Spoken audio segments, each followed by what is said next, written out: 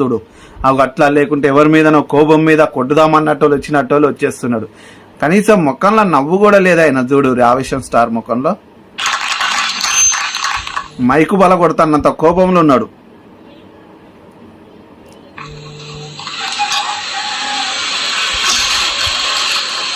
అసలు వాక్యం చెప్పాలన్నా వీళ్ళ మక్కిలు ఎరగొట్టన్నా ఫస్ట్ అన్నట్టులే చూస్తున్నాడు ఆయన.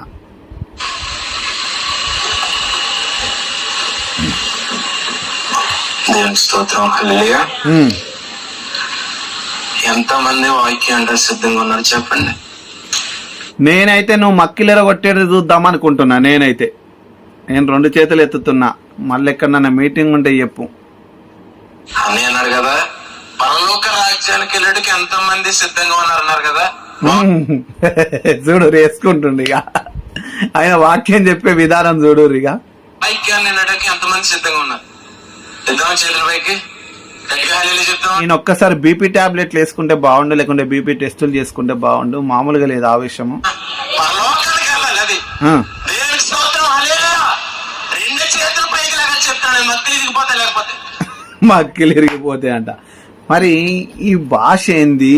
ఒక సేవకుడు స్టేజ్ మీద ఉండి అనేక మందికి వాక్యం చెప్తున్న ఈ సేవకుడు ఇలాంటి మాటలు మాట్లాడొచ్చా?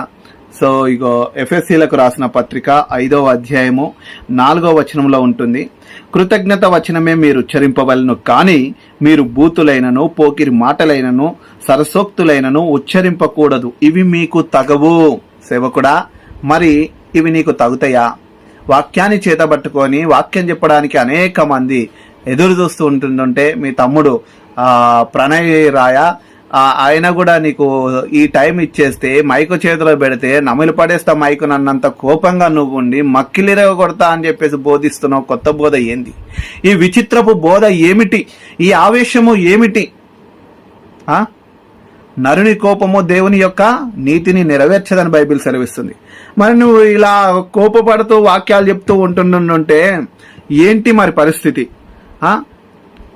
చూడండి, దేవుడు కూడా నేను చెప్తున్నాడు. ఎందుకంటే ఇక్కడే లేపలేకపోతున్నాం అంటే మన చేతులు ఇక్కడికి వచ్చి మనం ఏం చేయలేకపోతున్నాం అంటే ఏం చేస్తాం చెప్పండి. మనం చక్కగా కొద్ది నిమిషాలు వాక్యం ఉందాం, హృదయాలన్నీ కూడా వాక్యం మీద పెట్టుకుందాం. ఈయన ప్రార్థన చేస్తే